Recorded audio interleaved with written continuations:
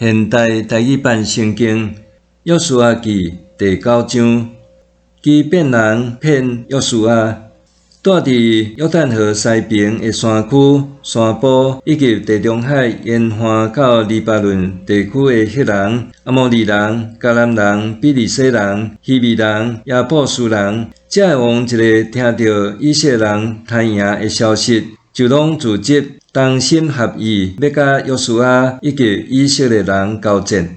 基遍的居民听到约书亚安怎对待耶利哥甲埃城，就设计谋，假做使者，用驴仔载堆物件的旧布地，甲布过的旧酒地，穿布过的旧鞋甲旧衫，带打过脆脆的饼。因来到吉甲的营地见约书亚，对伊甲以色列人讲：阮是对真远的所在来的，当请甲阮立约。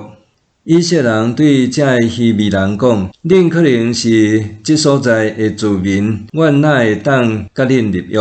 基遍人对约书亚讲：阮是你的奴仆。约书亚问因讲：恁是甚物人？是对倒位来的？因对伊讲：你的奴仆对真远的所在来，阮有听见上主你的上帝的名声，就是伊伫埃及一切的所做，以及伊伫约旦河东边对阿摩利两个王、希实本王、西王甲住伫阿斯塔略的巴珊王国一切的所做。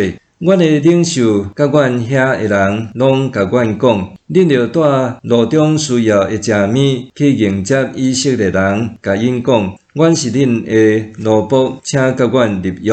阮出发要来恁遮的时，带出来的饼还烧烧，毋过胆已经拢打过脆脆去啦。因为路真远，遮的酒地兑酒的时还是新的，毋过胆已经破裂。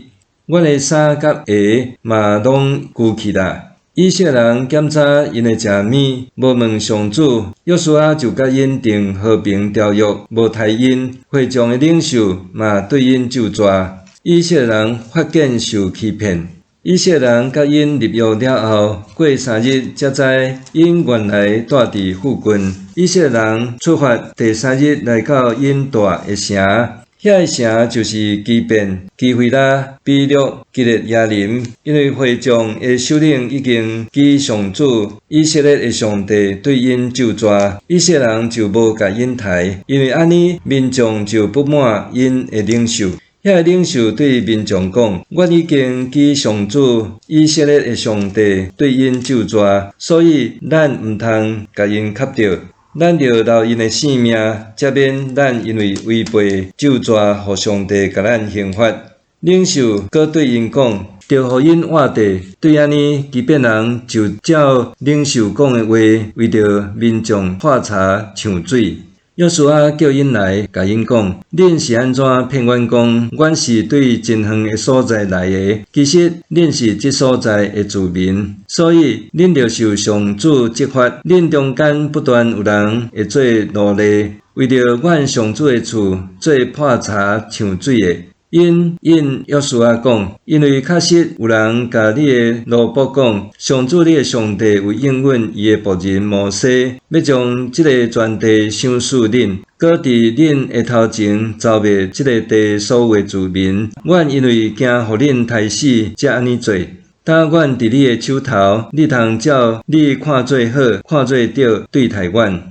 约书亚就安尼对待因，叫因免互以色列人杀死。对迄日起，约书亚就互因伫上主所竞选的所在，为着民众甲祭坛破柴抢水，直到今仔日。